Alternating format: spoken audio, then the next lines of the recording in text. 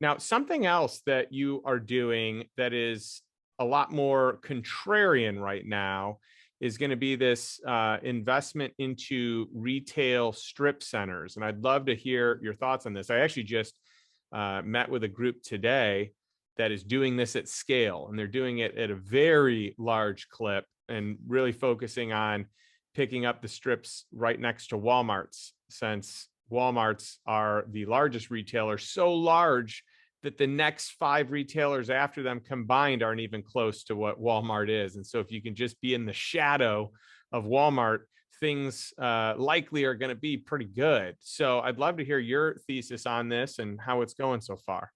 Yeah, absolutely. So, it's definitely contrarian, right? And when you say retail, people usually have a very polarized response to that. And going back to, we're not, we don't have a hammer and everything's a nail. We're very much agnostic to the deals that we do. We just want it to be a good deal. We want to fit into the macro framework that we're seeing. And, 6 months ago, I started hearing about retail being kind of coming back in play.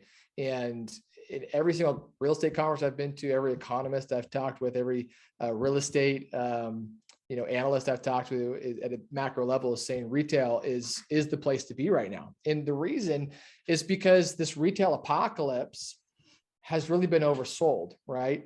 And COVID was extremely impactful to retail, as we all know, because they had to, generally shut down the foot traffic, and that is, vital to functioning, retail properties. But what ended up happening is it shook out a lot of the players or the tenants that were already on the downhill slope anyway, right? It kind of the weakest players ended up exiting.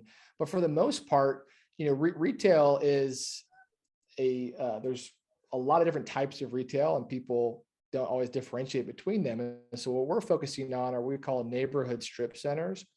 So hyper local strip centers, these are the places where, you go and get your nails done, where you go and get the liquor at the liquor store. And a lot of times more local or regional tenant base. Sometimes you get national credit tenants.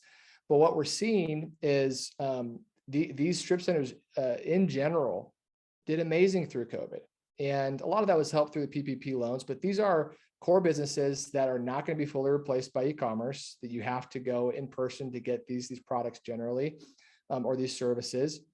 And they're things that are hyper local to where you are. They're generally in residential areas. And, there's a good case behind that. But on top of that, because of this massive overselling of the retail apocalypse, there's a really massive opportunity in what you can buy these properties at. So we're seeing properties here in Kansas City, or we're actually on contract on several properties right now.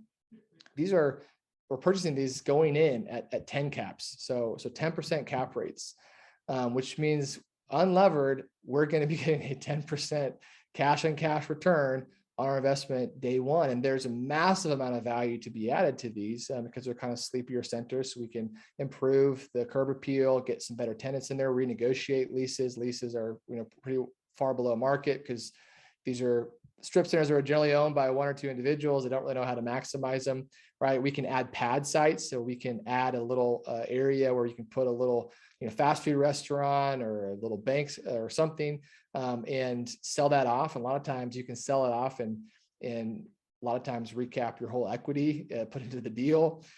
So there's some really cool things going on. And because of the purchase price that you can get these at right now, we think there's a massive opportunity.